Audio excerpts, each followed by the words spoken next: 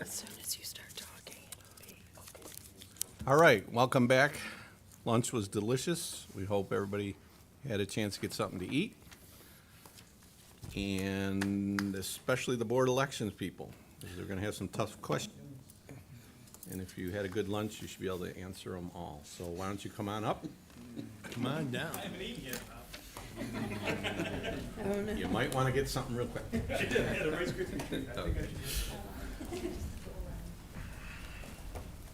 You travel in packs. Introductions are in order. These are our two going to be, in the future, financial people handling the budget. Amanda Fox is here in the gray. Nicole Kopinski's on the far side down that way. They are new to the Board of Elections. Amanda's a comeback. She was here a few years back, and now she's here, and she's going to be doing our financial side. And of course, joined by the other individual who will be equal partners at the Board of Elections handling all things financial. You are, Brian Abram, and you Commissioner. are. Lou Stars These Commissioner. are, that's for the folks at home. Okay. Oh. So do you know the drill? I guess from what we normally do, we will bring out the budget, talk about the variables away from the 2023, do the highlighted items to make sure that everybody understand what the changes are and why they occurred. So if that's not That the is drill, correct, please but correct let's us. start with your FTEs. The FTEs, as you will notice, there's an increase. And the increase is due to the fact that poll workers who make more than $2,200 in a fiscal year are automatically have to be put on payroll.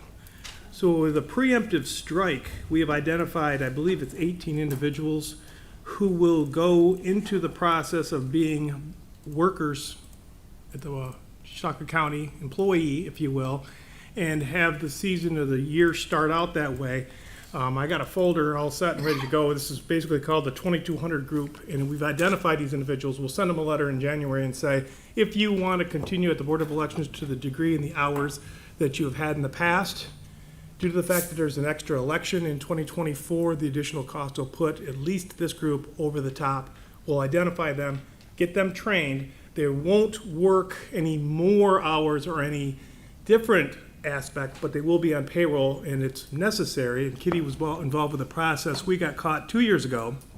It was a special election thrown in the middle of the year, last year, excuse me, and pushed a whole bunch of people over the top. We had a June primary we were expecting, and then an August primary was thrown at us due to the congressional changes and all that other operations that you do remember.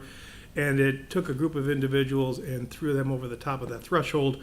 We're going to be preemptive with 3 elections in 2024, the potential for 3, and be ready to have these individuals not have to kind of fall out of the compliance that are necessary, if that makes sense. Kitty, did I explain it well? Yes, but these expenses would normally, I mean, next year is a bigger election year, as we all know. So they're not really necessarily increasing their budget overall, because those expenses just would have been recorded in their budget anyways.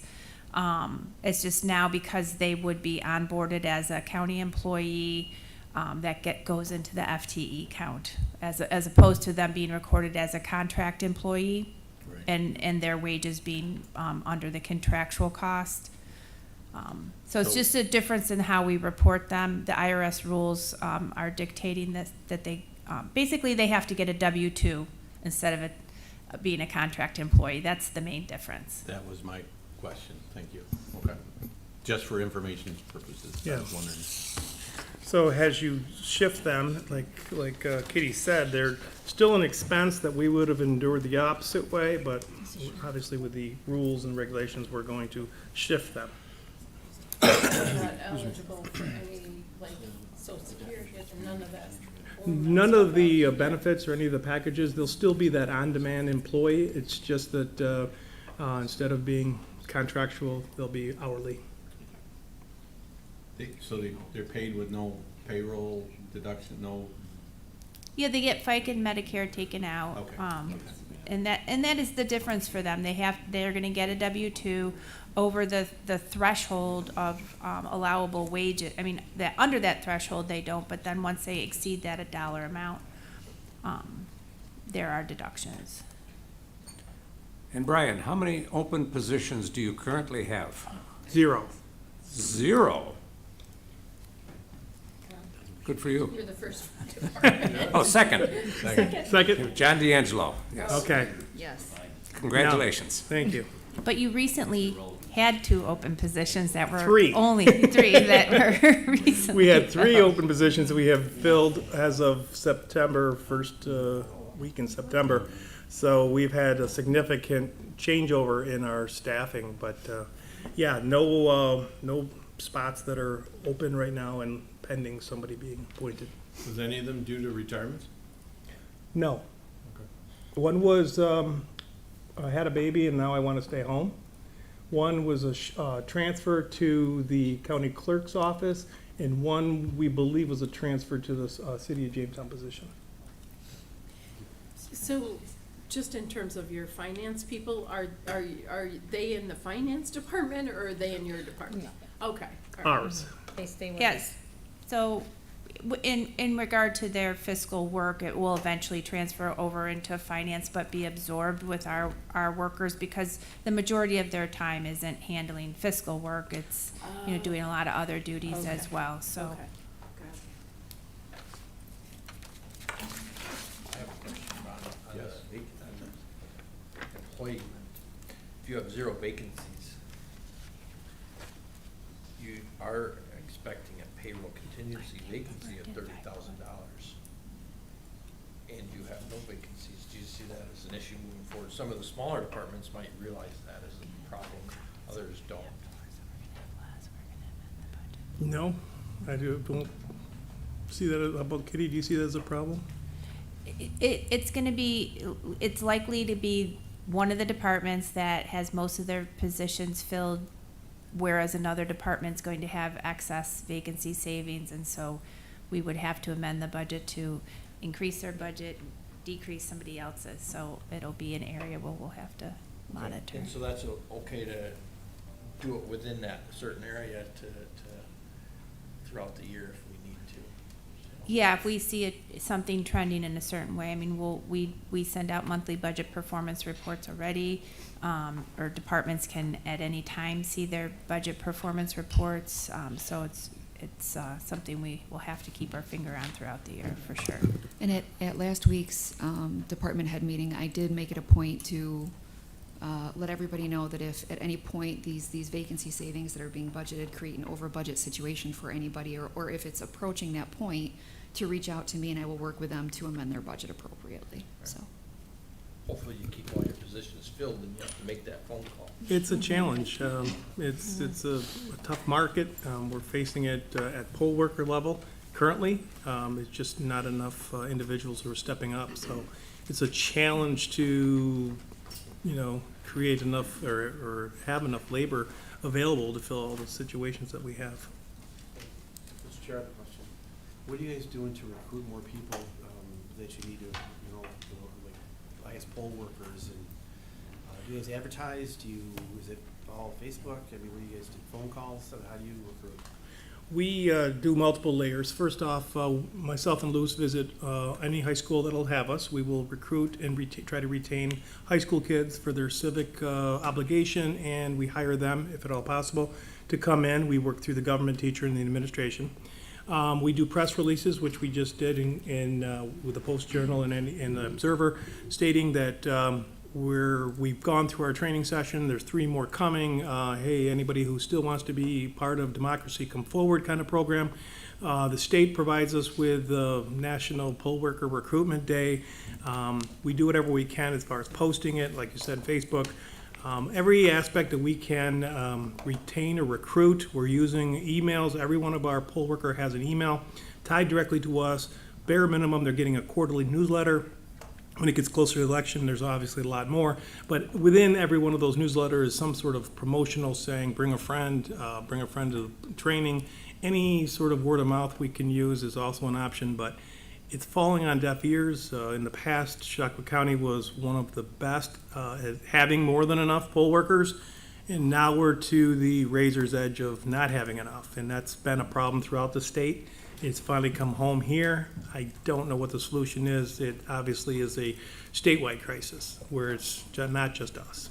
Well, it's gonna have a great effect on election day if you don't have people to, fill those positions and get what you can done.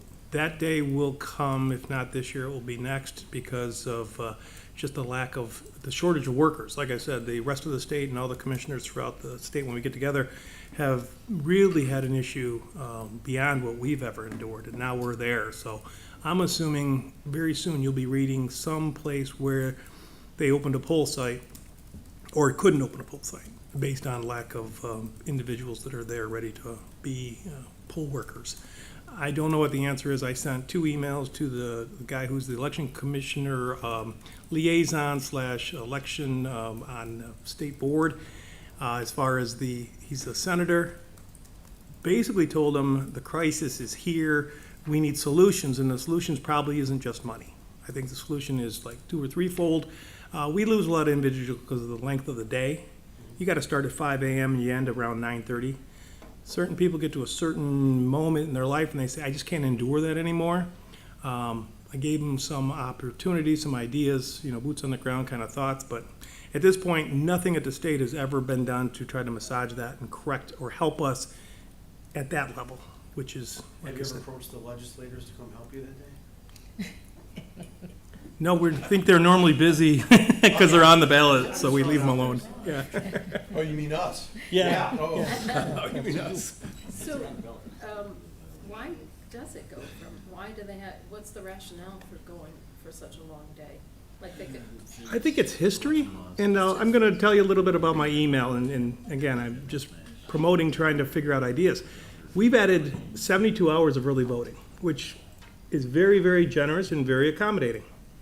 But it doesn't address the problem of poll workers on election day, so my thought would be if you give away 72 hours of early voting, that you could take away an hour in the morning and an hour in the evening and make the day that much shorter. But if you look at us nationally, our election day is extremely long.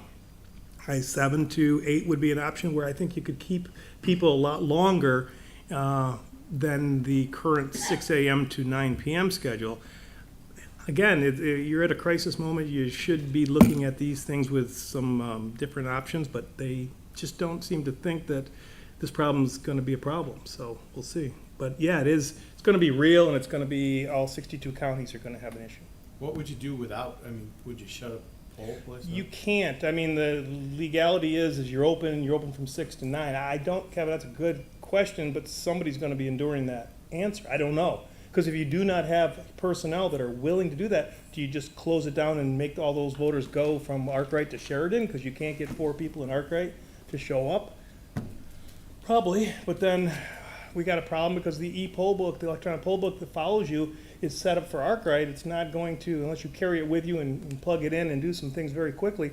I don't know. I guess crisis sort of ideas, which would be, yeah, you take everybody in that situation and send it somewhere else and you put the e-poll book out there and you make do like you would if there was a power outage or some sort of, flood or evacuation or weather-related issue. You would do whatever it takes to continue voting. Just to what degree and where you would send them and how it would all work is kind of like out there. But no, we would not have the opportunity for the people from, I just used Arkwright as an example, an opportunity to vote. We would have to figure out something. So Do you ever get anybody that calls in sick that morning? a lot. Normally between 10 and 12%. And when it was the COVID season, the phone was like a telethon in the morning of how many individuals who could not be there that day because of something happened the night before or the evening, before. It used to be whether you'd have this list and you would just open it up and call up whoever and say, can you go to? And the list would be, used like a substitution list at a high school. And there is no substitution list. That's what we're down to. We're down to not only to the level that it will hold it, but we're a little bit below that right now. We're going to be going to Fredonia tomorrow and trying to recruit maybe up to 12 high school kids and scatter them at Wheelock or wherever in that general area to backfill for us as shifts that, you know, they can use and we can accommodate them. So, I don't know, it's not happy news. Do they have to be 18? No, they can be 17, Oh, yeah, thank you. yep. How's it looking for this November? Are we gonna be okay? We're tight. Okay. Okay would be a little strong. So do you want me to go through some of the highlights? Yeah, we're starting with the A1450. Or is that, are you all A? Yeah. Yes. Okay, so, your numbers are, I'm looking at the difference, the changes, starting off with personal services. Is that where you'd like me to Yes. start? Okay. You see where that seasonal, you know, what we talked about earlier, adding those 2 FTEs or a little rounding it up, and then the CSE contract. Between all those situations, that is the reason that number is going up. You can see number 2, the amended budget acceptance of a tier grant.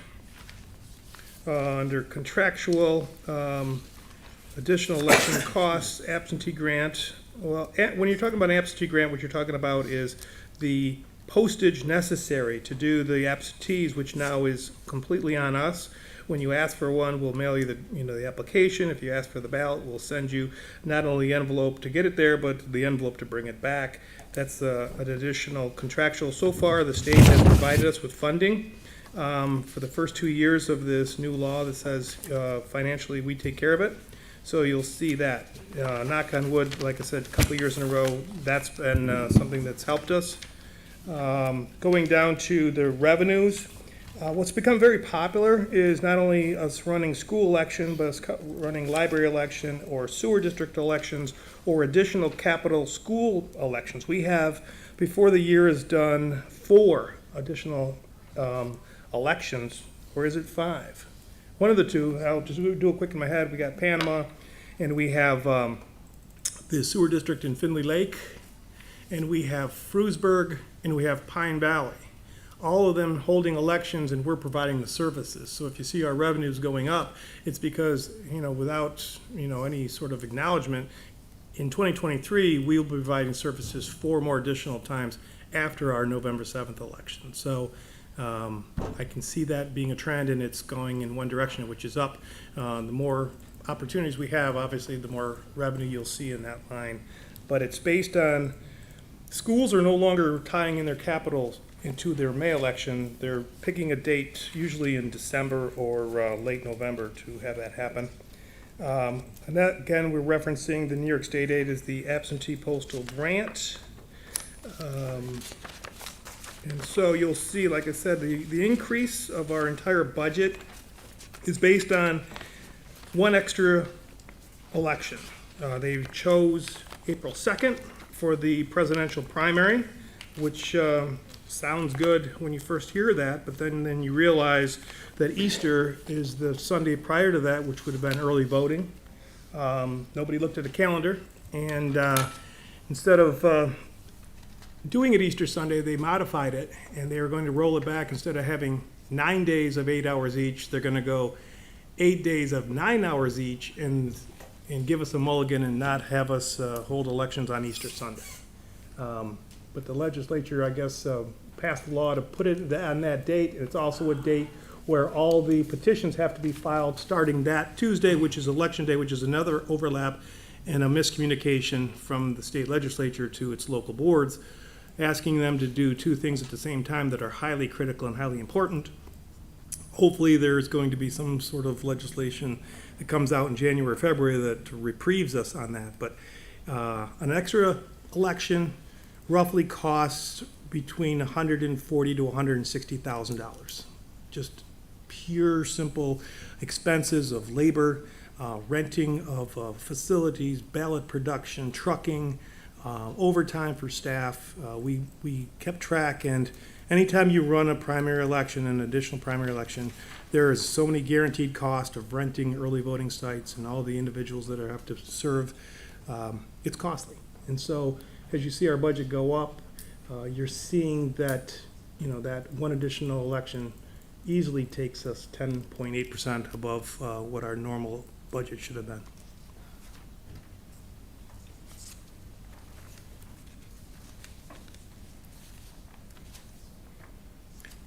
Any other clarification or questions you have within the budget? I have one outside. If you're an elected official, can you be a poll worker? Yes, as long as you're not sitting in the poll site where your name is on the ballot. Your family members obviously could not either. If your name's on the ballot, your wife could not be a poll worker in any of the spots where your name's on the ballot.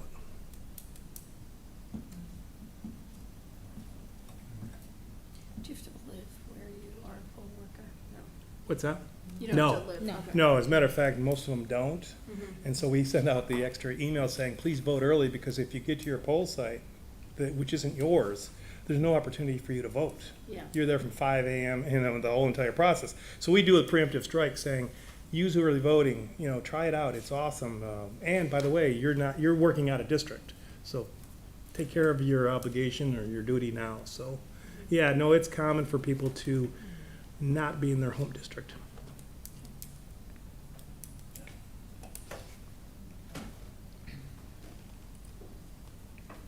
Legislator Nebo was unable to be here today, and I had asked him if he had any questions. And he, for some reason, picked this department. I don't know why. Uh-huh. And his only question, if I can remember it right, is he was concerned about a new law that came through about something over at the jail.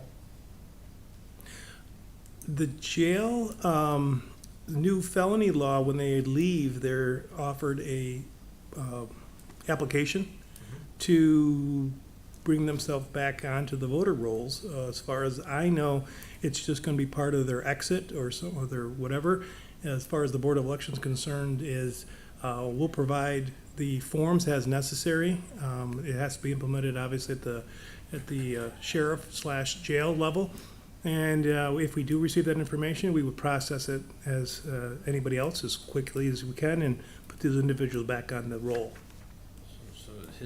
So no extra, too much extra cost or manpower or anything that you see associated with that? Not at our level. We would only respond to the need if somebody filled it out and sent it back to us. So anything that happens, out in the field as far as any sort of recruitment or, trying to get people back on the rolls or into the voter system, we will process. But in general, it's just, we're at the end of that process. Terry's happy.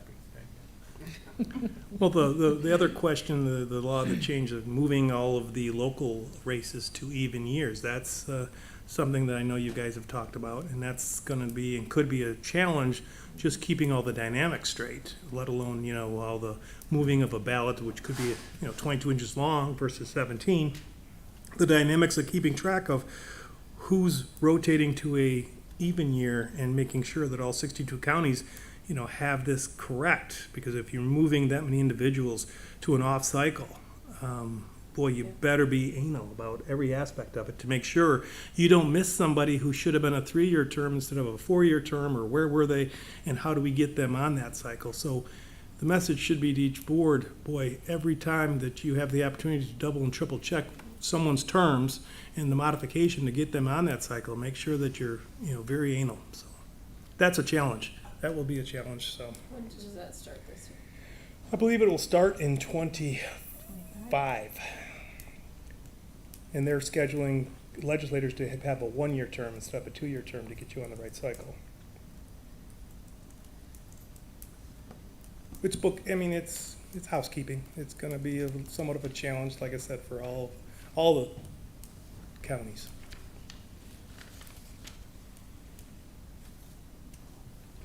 Anything else? Well, Brian, there are 19 legislators. Would 19 more poll workers help you out? It would be great. We used to have, I got a bunch of bad looks here, I think, but We aren't interested in changing the charter. minimum wage. So we're getting a raise. Yeah, so, we used to get, and this is no one's fault, we used to get a lot of county employees because they had the day off. And then when the structure was changed to move that day off to the day after Thanksgiving, we lost 30 very, very good poll workers in one quick swoop. Again, it kind of took us at a quicker pace, if you will, to the shortage that we talked about. But it used to be a good partnership with county employees and Board of Elections because they had the day off, they came and worked for us. But at this point, you know, when it transitioned out and it was different, than people weren't as keen to take a day off and then come join us. So, yeah, it's going to be, like I said, it's going to be, you'll read about in the paper how it's going to be difficult to do the current system based on just finding workers. Have we missed the deadline to do it this election? We would make arrangements if I could get a big enough group together that we're interested. We'd set up a training session right probably here. And None of us can do it. Legislator Vanstrom and myself have already served back in the 90s. I, Remember that? And we were state employees, at the time that got the day off. Voted. I voted or I worked, I don't know. I worked and voted. I worked at So the we pool. could actually work at another poll, like I could work in Mayville, Yes. and I live in Fredonia. Yeah. Okay, so we I could do actually it need if we're. somebody in Mayville. Carlson Community Center, I'll take you down there if you want to see it. No, the recruitment is nonstop. I mean, it's just, any ideas you guys have that want to funnel our way, we would take, you know, church groups, senior feeding areas, any place we could get individuals who would fit that I need you when I need you kind of job description, you know, a couple times, 3 times a year kind of thing. They're difficult to find because, you know, anybody who's working a full-time job, they look at you and say, no, I can't take the time off or whatever. So family and friends or anybody you can recruit, please So do. what's the amount that they leave with? I mean, what's the check amount? Well, say $15 times 15 hours, and I'm rounding down there, plus $25, so 200 some odd dollars. Just good to know. Yeah, You know. yeah. Well, there's another legislation that they're looking to have it be a flat rate of 300 throughout the entire state. That didn't make it through, but it is made it through maybe one house. Again, it would be nice, and it's a little more money, but I still think the length of the day is what takes the person Yeah, from I the agree. exhaustion point, saying I can't do this anymore. So, you know, there's got to be a 3 or 4 prong approach to how to fix this, I think. Years back, when I was in the city council, we did merge a election district. Are all the districts pretty much to capacity? Yes, and as a matter of fact, after you guys did your redistricting, we went down again. We went from 99 election districts down to 90. So that's a good thing because then there's 9 times 2. That's 18 poll workers you don't have to go out and recruit every year because you got to have 2 per district. And even at that rate, going down 18, we're still struggling to put enough people, you know, behind the tables and at the doors. So, you know, when I first came on board, it was 124 districts. Then we went to 99. Now we're down to 90. And even with that loss of requirement of people who actually are, you know, supposed to be there, 2 per election district, 1 from each side of the 2 major parties, it still is a crisis of finding enough people. So you have poll sites with just 2 people there all day? 4 minimum. 4, okay. Can husband and wife do it Yeah, together? we frown on it, but we say yeah. Because then if there was, If you right. frown on it, I'm out. No, I would rescind because, you know, if something happened to that family, then we'd have to have the 2 of them, if it was a crisis, leave the same And one would site. have to be Republican and one would. Yes, that's part of it also. So, I mean, any family crisis, we try to separate the family members so it wouldn't disrupt the entire thing. Like, if you only had 4 people and the Scudders both had to leave, I mean, then it would be a difficult situation. But if only one Scudder had to leave, then we'd have a better opportunity to keep the voting process going. But we're at a moment where, yeah, husband and wife, if they say we're working together, yes, you are. That's fine. We'll better that than not having warm bodies. Yeah, no, wow. I think creatively working within the county itself, figuring out how you could have a county employee fill in that hole sometimes might alleviate, you might not have to have them sign up for the 2200 account, which alleviates some work, but let's say, you know, you get a DPF worker that says, I'll do it for a day, you know? If you could work that out within the departments, you know, and say, well, it may work, you know, and unfortunately, it's something that you may have to look at, because it's sad. You could do a straw poll of, you know, if there's volunteers in the departments that would, you know, take the day off, but they really wouldn't be taking the day off, right? Right. they wouldn't be marked as an absent, but, I mean, I'm sure that's something that gets a little sticky with contract stuff and all that. And the but- manager who Geez needs that Louise, I person for get the it. Yeah, I DPF, know. So- that day, and But worst case scenario, I mean, that's what you might end up having to be doing too, because you can't be jockeying poll sites all the But time. you, as a result of the early voting, you can't do any more restructuring? no, because you still have to have a minimum at each poll site, and you still are Well, I meant the required. poll sites themselves. I mean, is there any way you can reduce poll sites because of the early voting, or is that? Very difficult, because you don't know what a good enough database for early voting, where are they coming from? Where are the numbers are now gonna be a lot lower based on the fact, you know what I'm saying? I know Dunkirk-Fredonia region, but geographically, it's probably all of it. So where we could cut back a staff or two, say at the St. John's, maybe based on, gosh, that group really likes to vote early, it's the St. John's crew, so thus there's not enough history to say we could make those cuts and feel comfortable at this point. It just, and again, early voting certain years, when it's a hot mayor race of two individuals who are really out there pounding, will skew the information, because then that was a year where everybody wanted to get involved and then the next time that happens, it could be two people who are just kind of, very politely going at it, and thus, 10 to 20% less individuals turn out. So it's such a variable.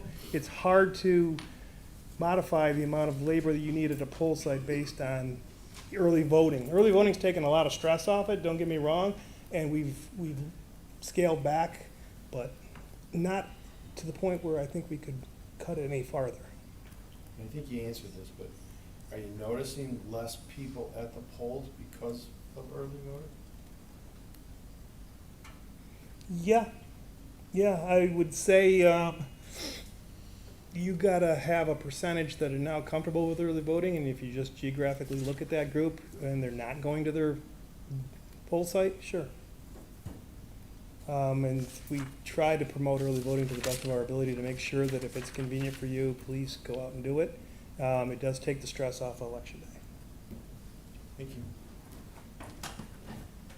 Well, if you're running for office this year, I like early voting, because you go in on election day and it's like half the people want to look at you and half the people don't want to look at you. So I used to go at 6:01 a.m. to not Go- make anybody uncomfortable, No, it's been very successful. I think that if you don't find a time to vote in 10 days, then obviously you're really not interested in voting. And we put it geographically every place possible to make sure it's convenient, from here on this campus to Jamestown, the mall, and fairgrounds.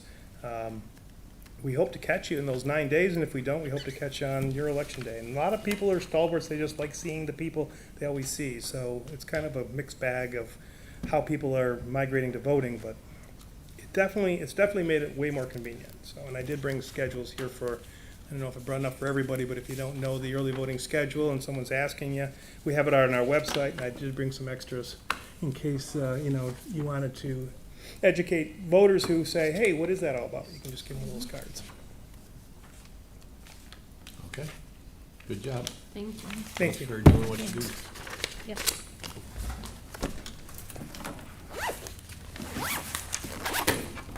Are you doing the government class? Tomorrow in Fredonia. Brian, I'll take yours. I will. Thank you.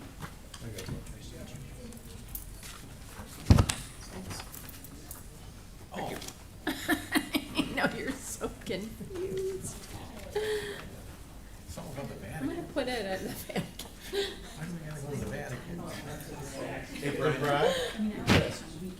Yeah. Oh, I was hoping you'd leave.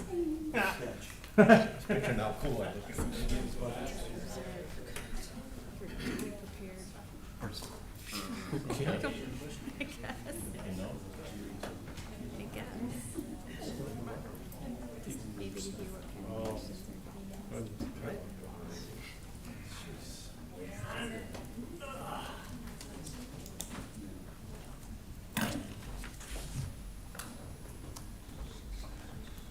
Hello, Larry. Oh, Robert.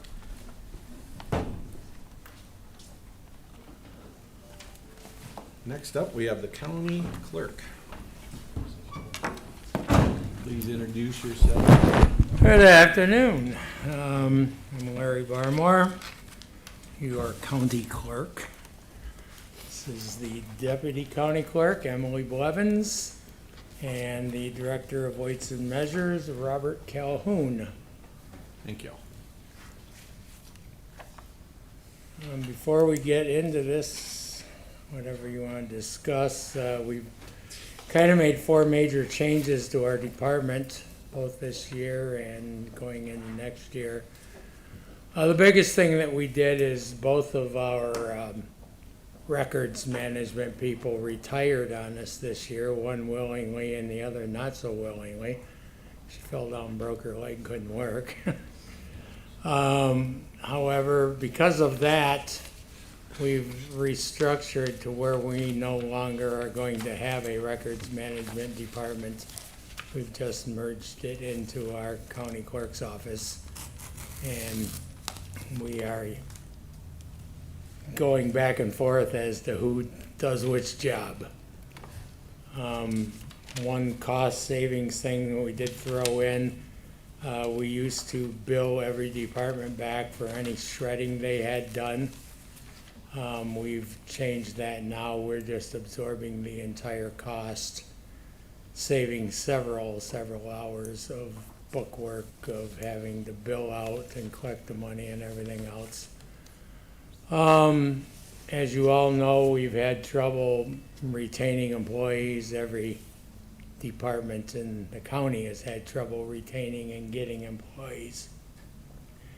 One of our issues was we were a 35-hour-a-week department, and people just weren't making enough money at 35 hours, so we've changed the whole clerk's office over where we're 40 hours a week now, which is helping some.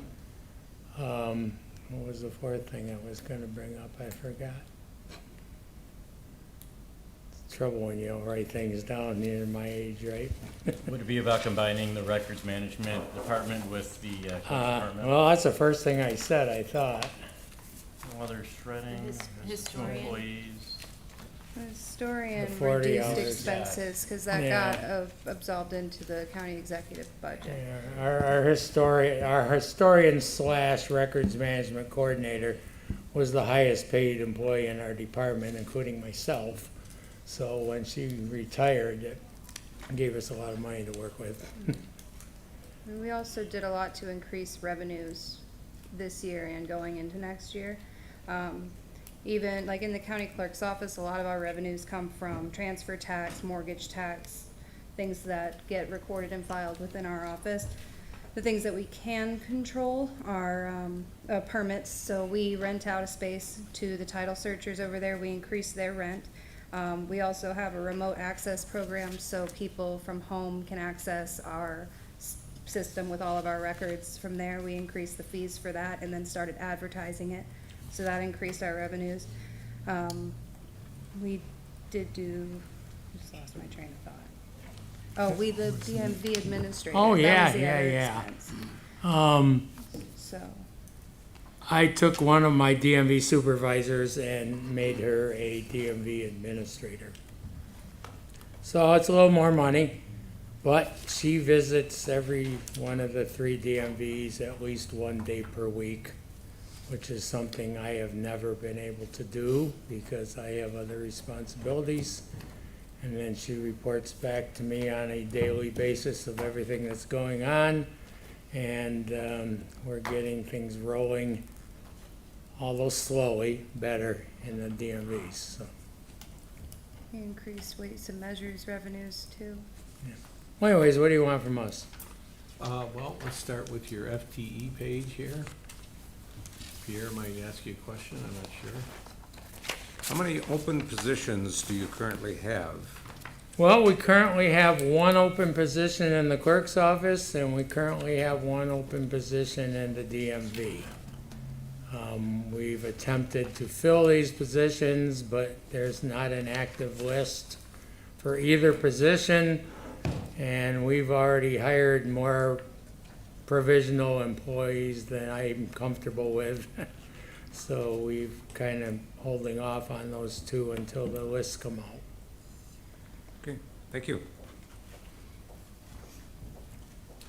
All right, so if you wanna just run us through the A1410. Go ahead, Em, you wrote it. Oh, okay. So I mentioned the increasing rents for the co-clerk permits. That's the first item. We did reduce the expected revenues for the county clerk's office for the general revenues, but that is because honestly, people just aren't buying property this year as they were last year and the year before. So we're hoping to underpromise, overdeliver, but with that one, people aren't recording things. We don't have a lot of revenues coming in for that. As far as the remote access, we're currently doing better than we were anticipating for this year. We're hoping that we have a digitization project coming up, so we should have more records on hand for people to access via the system, and then ideally we'll be able to then increase the fees again for that and then increase revenues again, probably going into 2025. So there's that. As for the increase in base pay from 2023 to 2024, that has to do with the department merger. So where you see that increase in 1410, there's a reduction in 1460, 1460 disappears. Wellness program reimbursement, we have more employees that we're planning on having. This year we budgeted for everybody to qualify for that, whereas last year it was the ones who seemed interested. So mileage reimbursement, that one went up a little bit, but the fees associated with that went up really a little bit. Where the conference is, we're learning about what we do on the day-to-day with that. They're kind of farther away than they have been in the past. So we tried to account for that. Office supplies went up a little bit. Hopefully we don't use it all, but we have to account for inflation. We've been trying to share extra supplies that we have in stock with other departments to reduce their expense. And ideally, we'll be able to use some of those extra supplies next year and potentially not use all that, but we can't guarantee that. We reduced our operating supplies because we've increased efficiency. We have, most of what we do is able to be done on the computer. We're not having to waste reams and reams of paper to print everything out. We've almost completely stopped using the fax machine, so that saves like 3 pages for everything that you're gonna send out, which is great. Like, we still have it, but people don't use it as much. As for equipment, that kind of comes and goes. Right now, we are having to get more computers next year because IT says that they're too old. We had to replace a couple scanners this year, and when we are digitizing everything, we tend to go through scanners very rapidly. If I could interject here for just a second. Okay. One thing I learned earlier this year that I wasn't previously aware of, IQS is our software supplier, and they also supply all of our computers, scanners, printers, everything else. And the one thing good about that is if something breaks down today, there's a new one here tomorrow. But I found out that we could knock $1,400 a month off of our contract price if we didn't have them do that. And John D'Angelo told us that if we replaced every piece of equipment in our department on a every 5-year basis like he recommends, we could do this for $3,000 a year. And we were spending somewhere over $16,000 a year in extra cost in our contract, so we changed our contract to cut that out. So we got about a $14,000 a year savings that way. Go ahead. Okay. The other contractual, that one's a big expense for our department. So what is within that is our records program, the software where we hold everything that goes through our department. And then we're also now including the cost for records, which wasn't obviously listed under 1410 the year prior. And then we've also had to increase that now that we're covering the shredding for the rest of the county. Big reason for that is because we had 2 different people spending 3 to 5 hours every other week on itemizing who gets charged each $7 to $30. It's a giant waste of time, and then we're just billing out other departments with county money. So we were able to reduce that, and now it takes one person maybe 20 to 30 minutes a month. So while it looks like a big jump in our expenses, it's actually helping out the county in the long run. We added another membership for records this year, so that went up a little bit, but now we have contacts with the state and national archives, so that was definitely worth it, in my opinion. I guess that's kind of the gist with the clerk's office. Do you guys have any questions?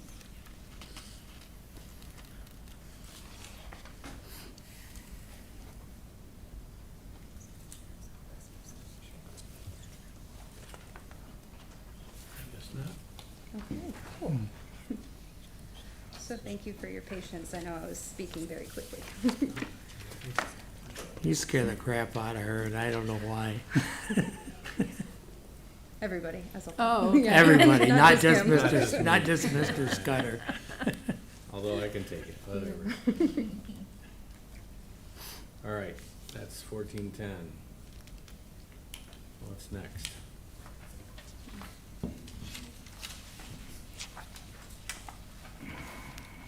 That one's everybody combined. Yeah. Okay. Motor vehicles.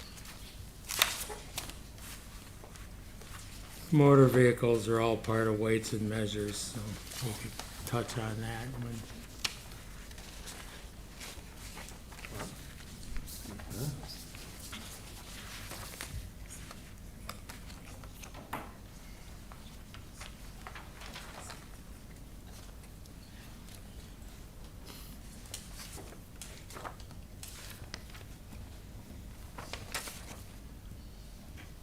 Okay, county clerk, motor vehicles, 1410, 1411.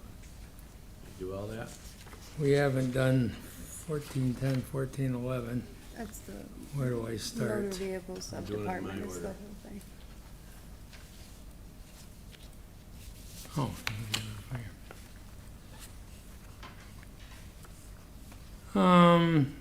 The basic stuff, I guess. Guess you just shoot away and then we'll answer whatever questions you have. One thing I can tell you about the motor vehicles,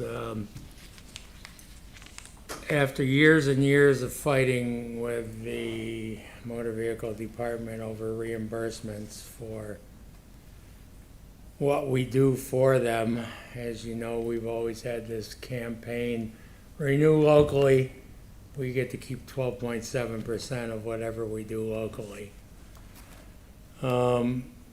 We complained to them that they were stealing our business away by allowing people to do things online. So they finally gave us, what did I do here? I kicked something, there we go. An online allowance. I've only done this for 40 years, come on. I do know how to set a Bob microphone. gets you flustered. Is that it? Yeah, Bob gets me foot, that isn't gonna work. Oh, I kicked it with my foot. There we go. Now I can hear you. Drop me with you when you need her. This is all I stand.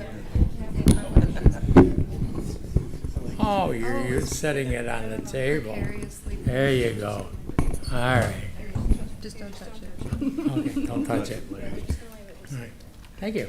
Yes, we are. We're gonna leave it just like that. So finally, they gave us some internet revenue. We did not receive $1 until we did $721,000 worth of internet business. And then they gave us 3.25% of everything above that. Well, we have a new commissioner of motor vehicles, and he is very attuned to the fact that if they don't take care of their local DMV offices, legislators are going to start asking us to close them because they're not making money. And they don't want that to happen because then they have to open up offices. So Mr. Schroeder, in his wisdom, has decided that starting January 1st, that all DMVs will receive 10.75% of all transactions, whether they be online or in-house. No, gotta hit a level to start collecting it or anything. They sent figures out to all of us telling us how much more internet revenue we were going to make, and ours looked extremely out of balance to me, and it looked extremely out of balance to many other county clerks. So I ran our own figures, and it's only half of what they said, but still, I believe that this year we'll be bringing in about $82,000 more in DM revenue than we have in 2023, which is going to put us in a very nice, profitable position.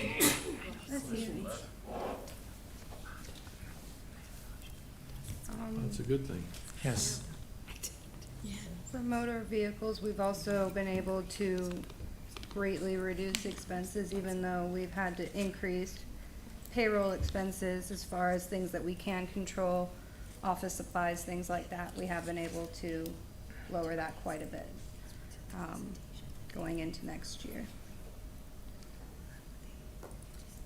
And the difficulty in hiring people is really helping everybody's budget out. Because I think every department has one or more vacant positions that they're not paying for. We're not excluded.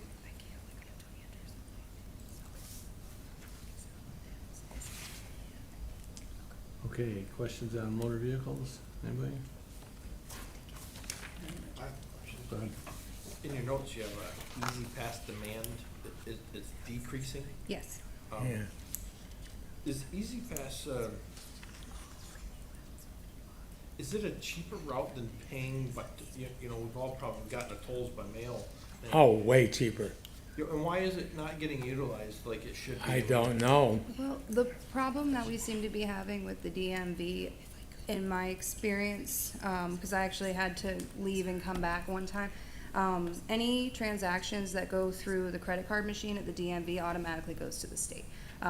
Next year, when we're basically given X amount profits, honestly, it still wouldn't even be worth it because we're buying the Easy Passes ahead of time in order to sell them. So it's basically buying supply, selling supply, hoping you keep X profit. So if we're then giving 90% of what we're anticipating making on that purchase, there's really no point in even selling them. How many Last Easy year- Passes do we sell a year? It varies. 1,000? No, more than that. We'll sell probably, I think we sold 3,400 last year, but it was new. They were charging people more, for not using For the Easy throughway. Passes. Right We're now, the same as Tops. We just buy Easy Passes and we sell them. It's completely separate from DMV transactions. We make $4 on every one we sell. So if we sold 3,500, I guess we made $14,000. But in answer to your question, it makes no sense to me. If I use my Easy Pass and go from Dunkirk to Silver Creek, it costs me maybe 50 cents. If I let them take a picture of my license plate, it costs me 60 cents plus $2 service charge plus a 65-cent stamp to send it back.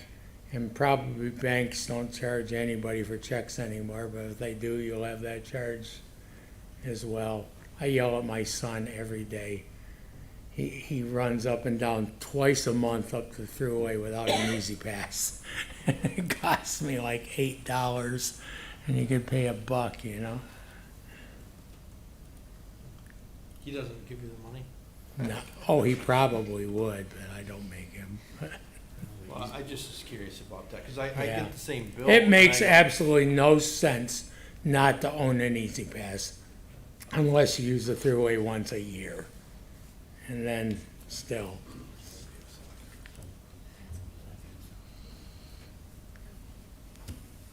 Would you say most, the majority of people would that have Easy Pass? I wish they would. Well, They don't though? they don't, no. I don't know about majority. And the other thing is, if you talk to the throughway people, anybody from out of state, and especially Canada, uses our throughway all the time, and they just say, bye. There's nothing you can do to them. Easy passes are also only a one-time purchase for most people, because once you get that Easy Pass, Yeah, you register it, and then you can automatically refill it with your credit card on their website. right. The other problem with the DMV selling them is because we can only take cash or card for them in order to keep those revenues within the county and not have it go towards the state. Cash or check. Cash or check, sorry. So, but the fact that it's a, relatively speaking, a one-time purchase, that's kind of why it spiked and then immediately started backsliding, because you don't need six Right, different like Easy I- Passes. yeah. You can transfer it from car to car, you can share with your wife or husband or whatever, so That's not it's what not he's something that's asking, yeah. going to continually be something we can expect to find revenues in. Got it. So did I hear you say if you're from out of state or from Canada, you don't pay a toll? Oh, right. Well, they charge you one, but you just don't send it.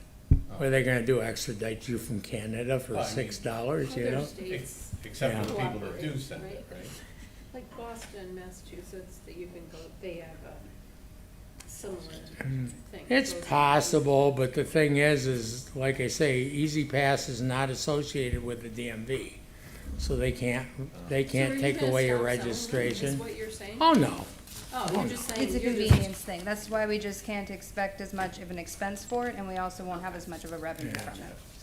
Yeah, it's just, I mean, I've talked to them before at the Thruway, you know, and all the money just goes to the Thruway Authority. And they say, you know, hardly anybody from Canada ever pays the bill. And they come across the Grand Island Bridge to shop, you know, they don't want to make them mad either, because they don't want Canadians to stop coming here to shop. So, it's a win-win. That's why they have to have a fund increase after getting rid of all of the toll takers, because Well, if they're they're from not another taking in state, we quite could as call the much. FBI, couldn't we? 'Cause it's Well, like- you could, they laugh at you. Okay, records management. There is no Oh, wait. records management Yeah. any longer. Weights and measures. Okay, the biggest change, Can I touch this? No. No. Oh, he has his own? Oh, okay. our biggest change was just, change in our fee schedule. It hadn't been changed in, I don't remember exactly, but probably at least 30 years. So we just adjusted it to be in line with the state recommendations. And then also for the pricing waivers, we left the small stores that we have in the county that are part of the waiver program at the same price. And then added 2 different step increments for a medium-sized and a larger box store. Those went from 1,000 to 1,250, and then 1,500 for the largest stores. As far as our expenses, no massive changes there. Basically, just the only real changes were the contractual changes from the new union contract. Did you get much pushback on raising of the fees? We've had a few people notice, but no real pushback. I mean, I nobody. gladly paid the increase. I don't think we charged you an increase. You're a small business. No, we did charge them. Okay, Oh, it did doubled. Oh, your scale. I thought you, I'm thinking the unit pricing. Yeah, Trying to okay. sell 3 more Doubled pounds of from blueberries. $10 to $20? I just had lunch with him and he didn't order anything to drink, he was settled for the whole Oh, night. yeah. And he says, I had to pay my bill. Yeah. Well, water's healthier anyway. Just a by note here, we suddenly or recently discovered something. I don't know, I guess I don't know what we always thought, but we had a complaint from a resident that they went into a liquor store and purchased something, and when they got to the cash register, the price was different than the price that was on the shelf. and the people wouldn't change the price because the boss wasn't there. Well, we looked in our records, and that store didn't even participate in the unit pricing program. And the more we got to looking, we don't have a single liquor store in Chautauqua County that participates in the unit pricing program. So I just told Bob, as you have a chance, check around. And well, he's already found 3 that should have been on the program that aren't. So, that alone's gonna be an extra $3,000 in income next year. This program's only been in effect since 1973, which was 50 years ago.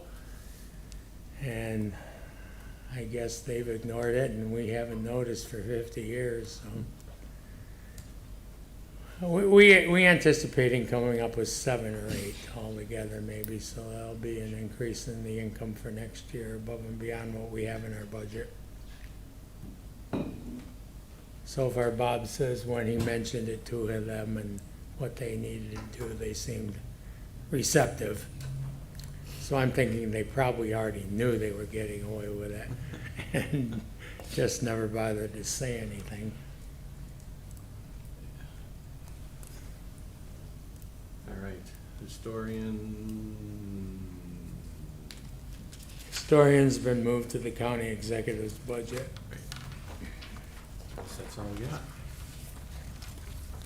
Any questions, comments?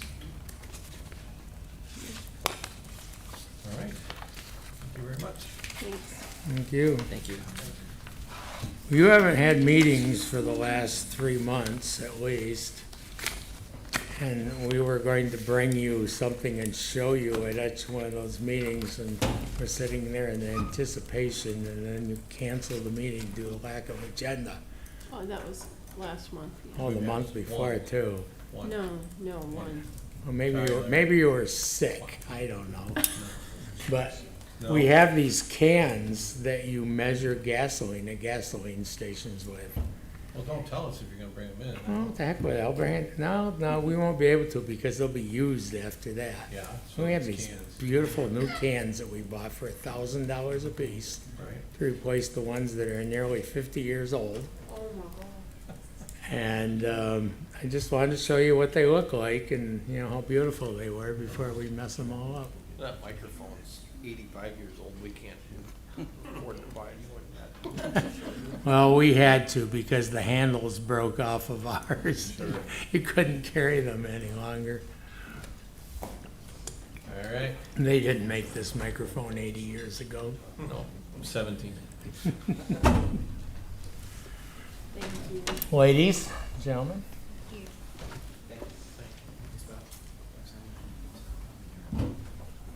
You all done? No? No.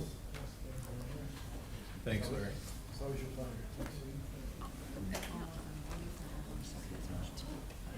Just 3 months.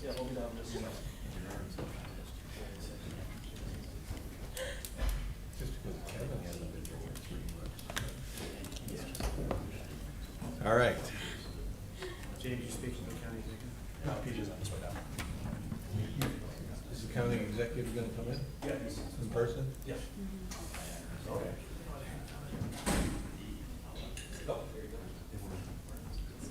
No, you're not. Larry's talking.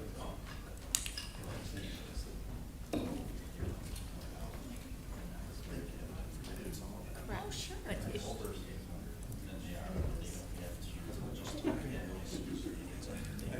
yeah, I think there's some, but not all. I kept thinking, I think the main thing is they're gonna get a W-2 for them.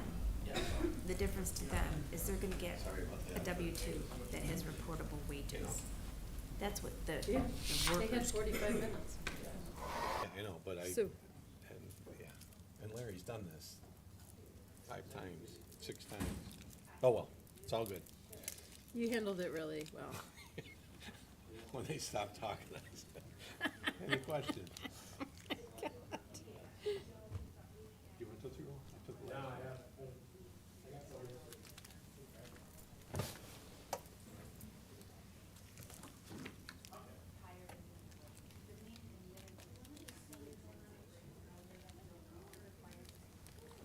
Sure. Sure.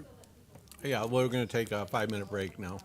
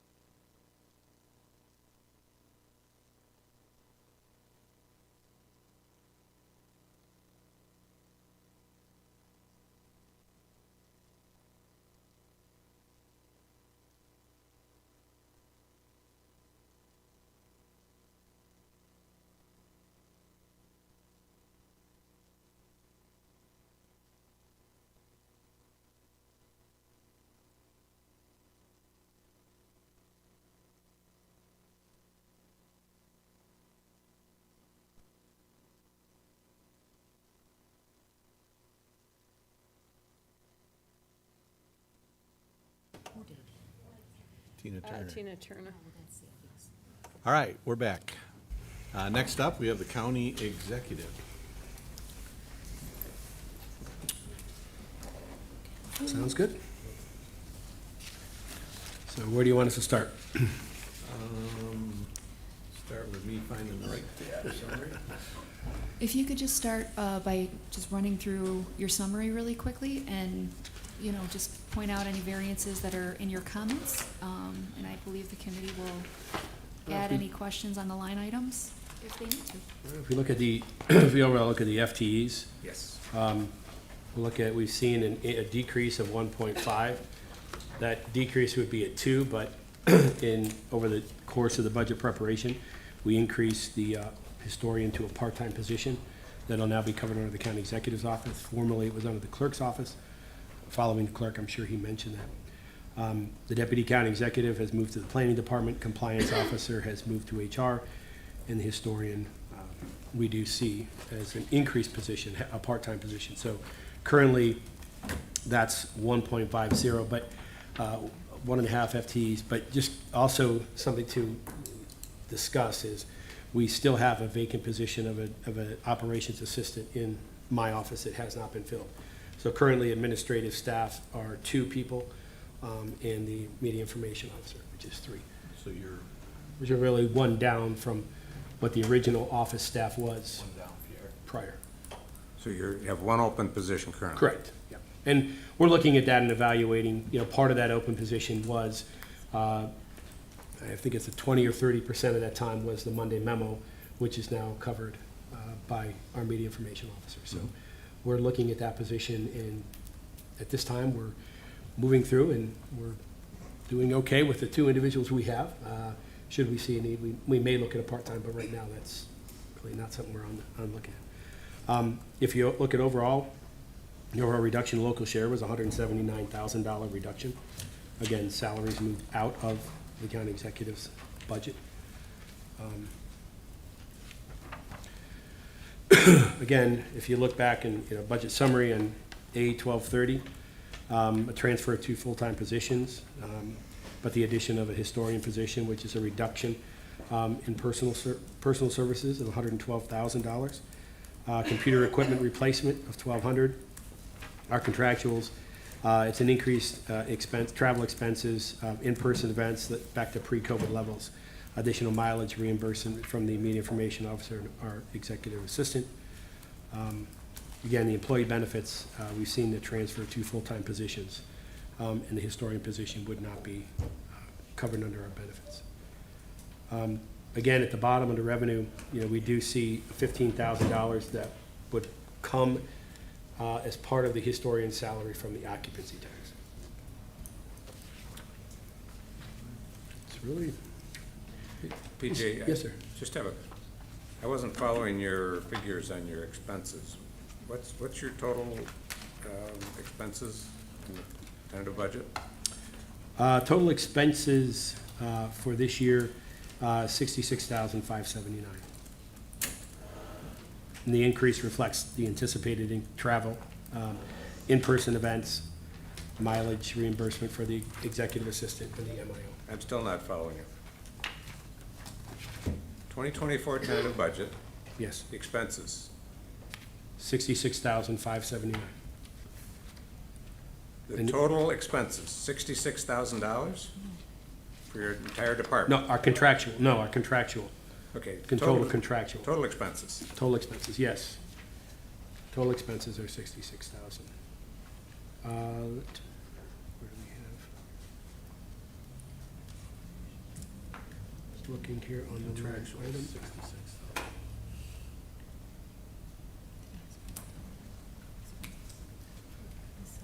Should be on the summary sheet. Yeah, on the Yes. summary sheet? Yeah, Right. the total expenses are 603,882. That's what I Oh, had sorry. too. Sorry. Yes. Yeah, I'm sorry. Okay. Yep. 610,416, right? Yep. 603,882. Okay. It's- Do you see it?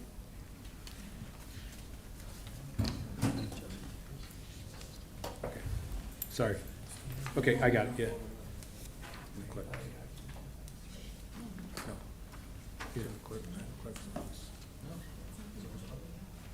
Oh, we're incorrect. Partially funded. No, has never been funded. So we're told, the budget director has a number of 603. Yes. 882. Yep, and we're showing 610, 416.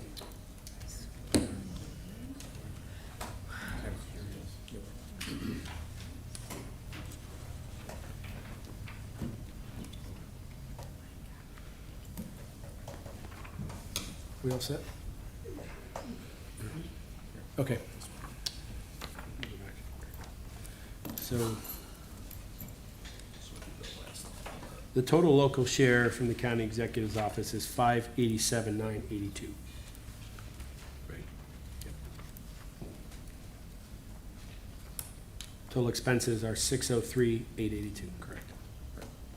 Thank you. Yep, sorry. We were going by our numbers, but they're not the numbers that the budget director had. We'll use their numbers.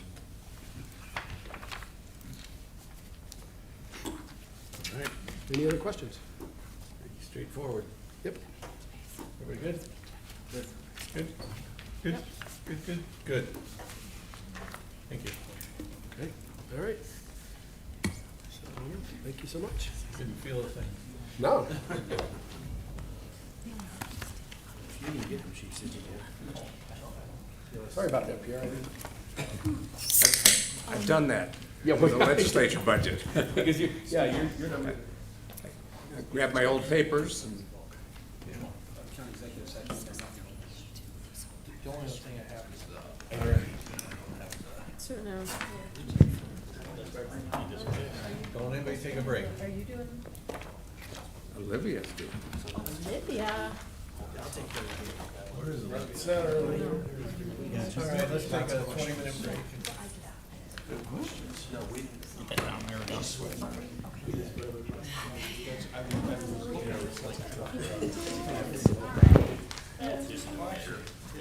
So of the 15.2% increase, it's 30 All by myself? Oh, you want some moral support up there? I guess. Why don't we all? Think I should? I say we all sit up. Yeah, there we go. It's all of our budget. I only had the details, well, it'd be nice if I could. Kathy's coming too. Awesome. All right. I'll just say, what Olivia said. What Olivia said. I gotta find a question to ask you, Pierre, that you can't answer. You'll find one. Then I'll say, Kathy, what's the answer to that? How come we don't have a legislative? Are you, oh, that's the other thing. Never mind that one because. Number 1. I thought it said number 7. I don't have it. All right, let's start with the FTEs. Do you have any open positions? You want us to introduce ourselves? No, I want to get right Yes, to the we do. FTEs. That was my question. Olivia Lee, Clerk of the Legislature.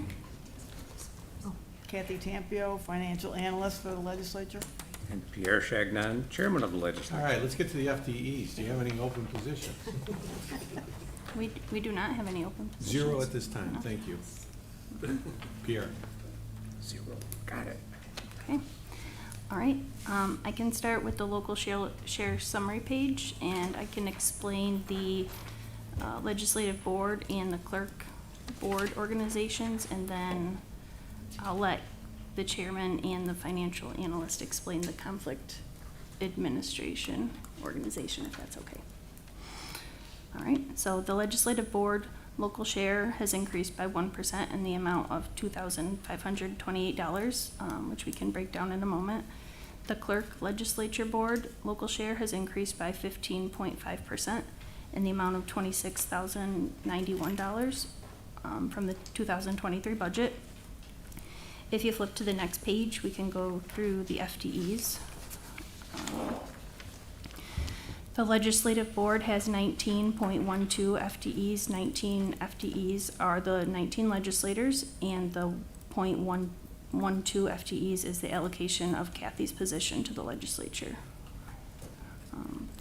Next, under the clerk budget, you'll see the increase of the FTEs from 2 FTEs in the adopted 2023 budget to 2.49 FTEs in the 2024 tentative budget. This is due to funding the part-time senior stenographer position. This is a previously funded position that we have struggled to fill due to the part-time nature. The financial analyst has expressed interest in retiring in 2024, so we'll need to start trying to fill that position again. So I'll absorb some of her duties as well. Can we vote on that? I'd like that. Yes. I mean, I'm not leaving, not you doing the two. Okay. Mhm. never mind. And I'll absorb some of her duties, and that'll leave room for the part-time person to absorb some of the clerical duties in the office.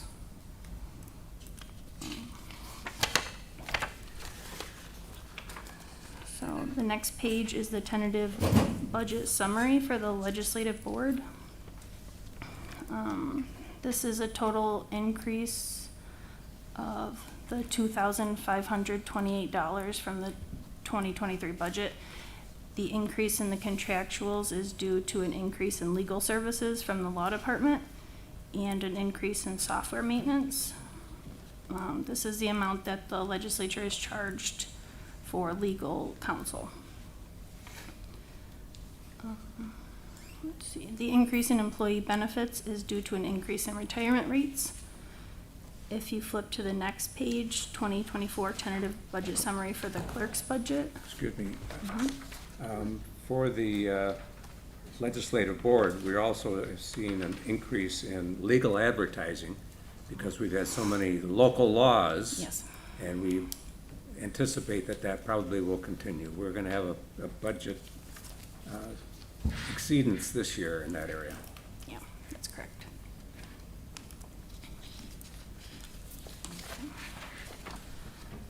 So, sorry, the clerk budget, okay. The first line, personal services, is that where you're at? Yes. No, okay. Is an increase of $36,122. And this is where you'll see the cost of the part-time position, and these charges also account for the pay rates after the adoption of local law introductory 9-23, which puts the clerk and secretary positions in the salary range.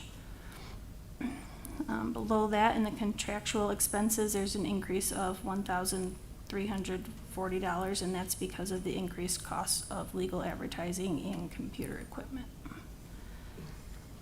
So the computer equipment is determined by IT, and they tell us what to budget depending on our equipment leases and the age of our computers. And then below that, in employee benefits, you'll see a savings of $11,371, and this is because of a change in health insurance elections.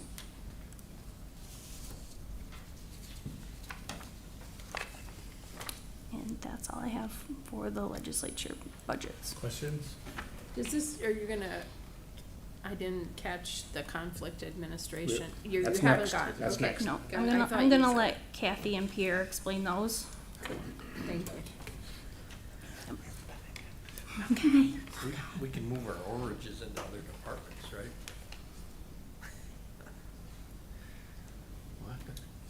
What was that? Well, over here, with the extra money, we could move it into other departments if we wanted to keep it zero. Yeah. Nobody else caught on to that. Okay. Pierre, what do you got for us? Kathy, what do you got for us? Kathy, what do you got? Okay, you can return to the front page again, the summary. The conflict administration, you see a whopping $500,000 increase, $507,443, a 96.8% change. And that is principally due to the cost increase that the state legislature enacted, or was in the budget, I'm not sure, but as of April 1st, 2023, the amount reimbursed to assigned counsels for indigent legal defense in all counties went from $75 an hour. And then with criminal court, it was 75 for felonies and 60 for misdemeanors and B&T. And it went to $158, so essentially doubled. In addition to that, there's a bit of a mitigating factor with that, we hope. The state allocated this year an amount of a little over $90 million to reimburse counties for half of the increase, which averages out to $41 per assigned counsel hours spent. Along with that comes a program to request that reimbursement that is a financial function, but all their hours have to be tracked. The invoices and paid invoices have to be attached to that reimbursement request or be available for inspection, we're not sure yet. And that goes to the state for that reimbursement, about $41 per hour.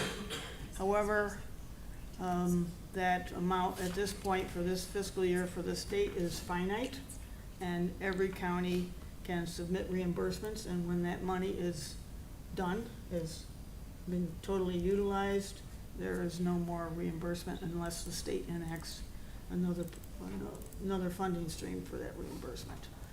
So that's why we're experiencing a huge increase in that budget.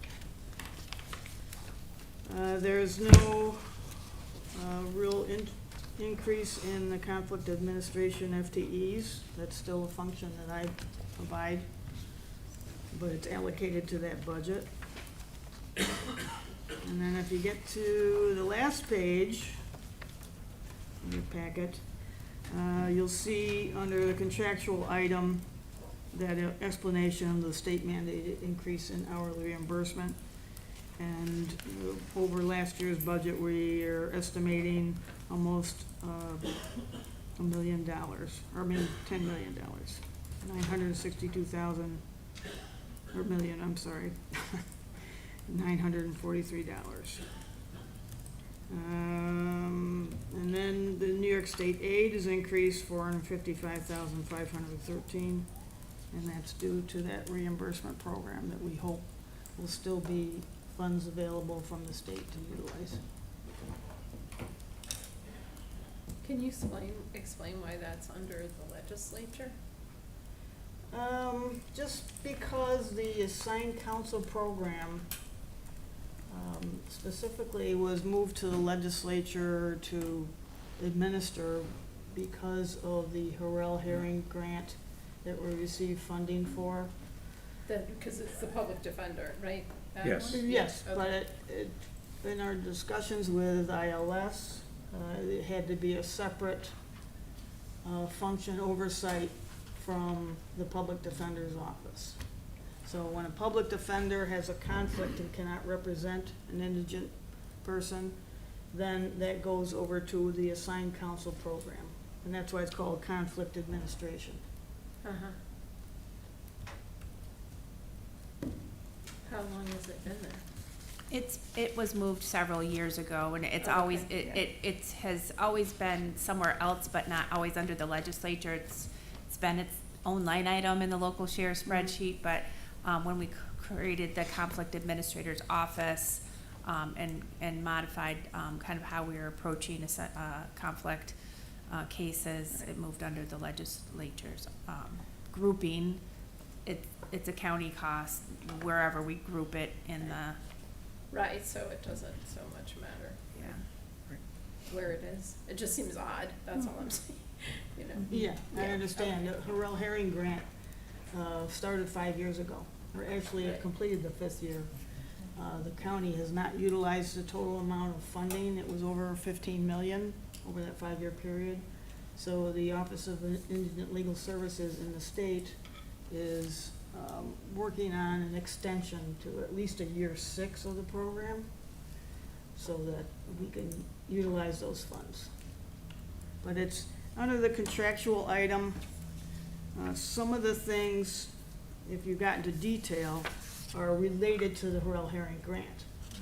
And that covers an administrator, it covers extra experts required to represent the indigent, among other things, and the development of our website, our software for tracking all the cases that our administrator takes care of.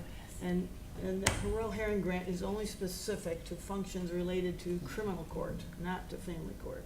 It does not pay for any of the costs borne by the county for the actual assigned counsels. It's only for administrative functions for criminal court. Yeah, it's complicated. It's complicated, yeah. And, Okay, thank you for that. and when they rolled out the Hurrell Herring grant opportunity to the county, we were told it could not be under the public defender's office. And it was suggested to us that it would not be good form to have it under the executive's purview because of potential conflicts of interest. So they encouraged the legislature to take it. To take that on, yeah. Okay, thank you. And the legislature does have a relationship with the public defender's office Yes. per se, because the legislature appoints the public defender. Yes. Thank you. And thank you, Kathy, for all your work on this. Thank you very much.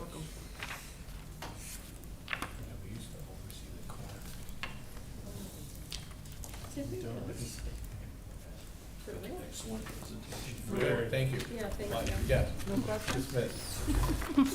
Let me go get Patrick. We're good. I knew that, that's why I said that. Good job. Very. Yeah, it was so we get.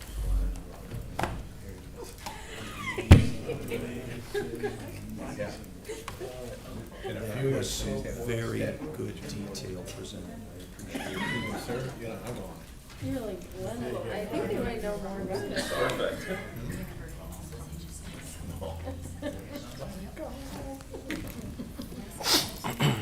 Please introduce yourself. Patrick Slagle, County Attorney.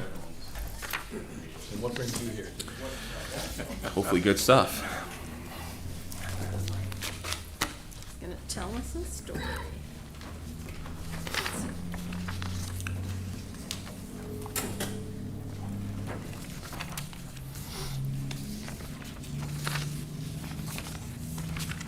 Okay, so our budget, I can start with FTE.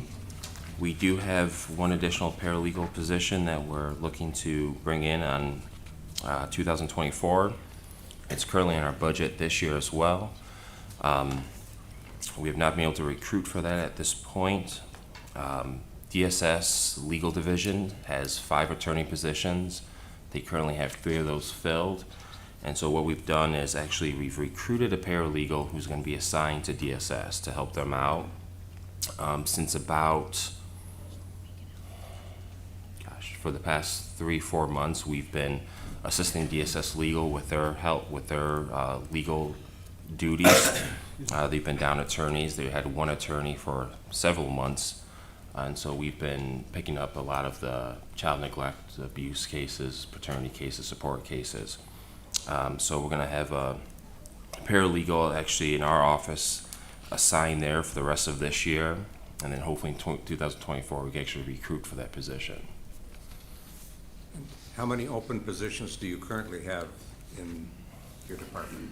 So I guess technically at this point we have none because that paralegal in our office has been hired and assigned over there, so we won't be having any active recruitment until that position comes back to us. And Patrick, when you anticipate the paralegal coming back to your office, do you believe this will assist in the prompt turnaround of contracts through your office? That's our desire. That's our goal, is to really increase the output of our contracts. We could have this paralegal focusing more on petition drafting, just general paralegal research, helping the attorneys, and that opens up our resource assistant to assist our contract process. Right now, our administrative assistant is the main contract person that does all the administration of the contracts. That's one person. Obviously, vacation, sick time, other things arise, it kind of bottlenecks the process. Also, the individual who has been the rock of, I think, the law department for the past 35 years, we recognize that at any time, retirement could be in the future, and so we want to expand the ability to have more than just one person doing contracts. So this paralegal will definitely help speed up the process by freeing up other individuals to focus on contracts as well. For the legislators who are not familiar with the contracting process and the time that it takes to get a contract through legal review, I have been aware of this, but I was speaking to a potential contractor recently who informed me that he would not bid on any contracts from Chautauqua County because in his experience, it took way too long to get a contract in place. It took 3, 4, 5, in his words, months to get a contract, once it was awarded, to get the contract so they could begin the work. Yeah. And so he was no longer going to be bidding on work for Chautauqua County. So this position is not just needed, I think it's essential. Yeah, I agree. It's way too long, and we definitely want to speed that up. We definitely work with each department. If there's some type of rush that they need something done, we do everything we can to speed up the process.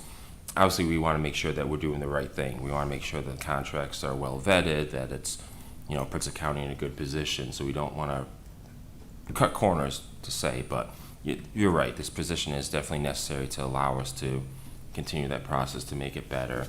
We're always looking at ways to make things more efficient. At the end of last year, we instituted the electronic signing, which has really helped speed up the process, and so hopefully we can continue doing that as well. Thank you. Mm-hmm. Looking at the tentative budget summary, there is an increase in personnel services, a $91,061 increase. That is the addition of that paralegal position as well as raises for the attorneys. The salary ranges were just passed that increased. What we looked at was that the attorneys in the county attorney's office actually were underpaid compared to the other attorneys in the county. And so what I did for 2024 was to increase the attorneys so that they're on the same level as the rest of the attorneys within the county.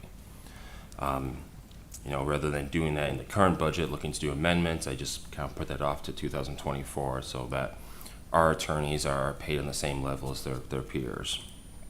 So that the paralegal would be the increase in that. Contractual, that increase is we have entered into agreement with a law firm, R2O, to do legal work for us, and so that large chunk, that's about $12,000 retainer a month. And what they're doing is not only providing legal assistance to the office, to myself on various different matters, but that's also the agreement where they're going to be working with the county to look at ways to bring funding to the county for various different projects, capital projects, things of that nature. So that's the increase. Also in the increase in the .4s is additional trainings. Being a new county attorney, there's additional trainings that I've been going to, NISEC being one of them. The former county attorney, with his experience, didn't go to the NISEC conferences. I believe that it's beneficial for myself to attend those, and so there's an increase in the lodging and membership prices for that.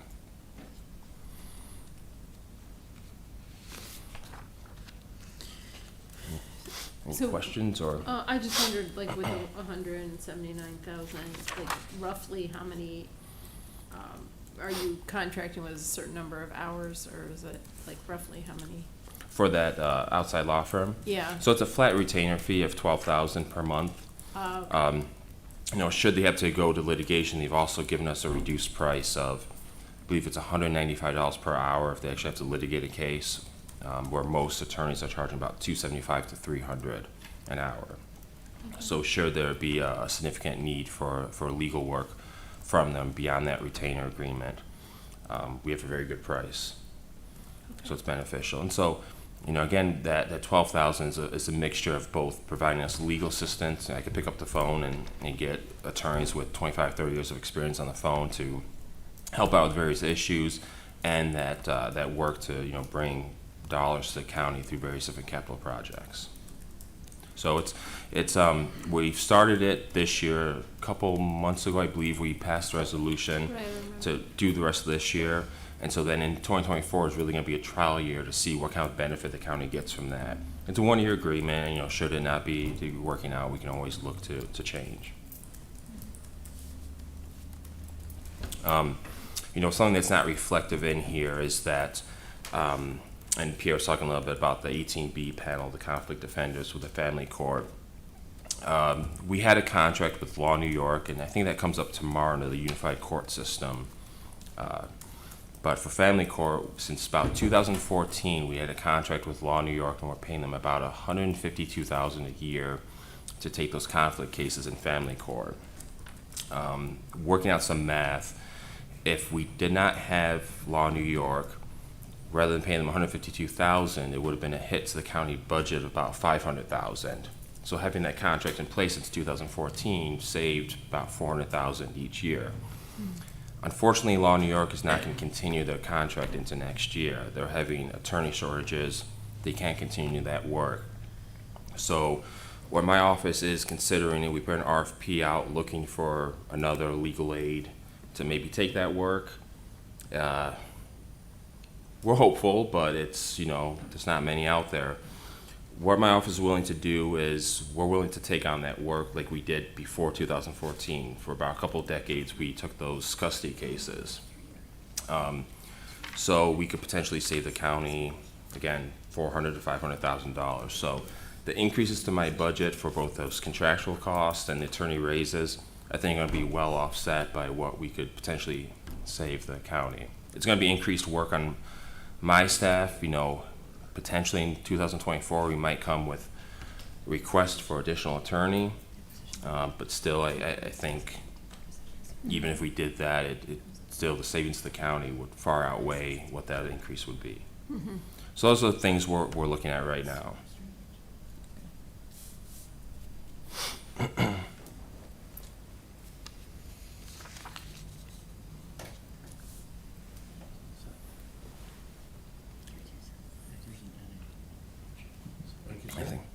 No problem. Anytime. Thank you. Thanks, Patrick. Yes.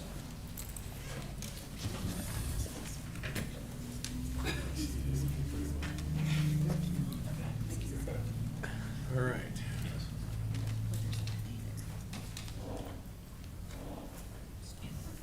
So we did our one amendment, yes? That was the only, we had one. Yeah, I think there was just one amendment. And we took care of it. Pardon? And we amended it at the time. Yes.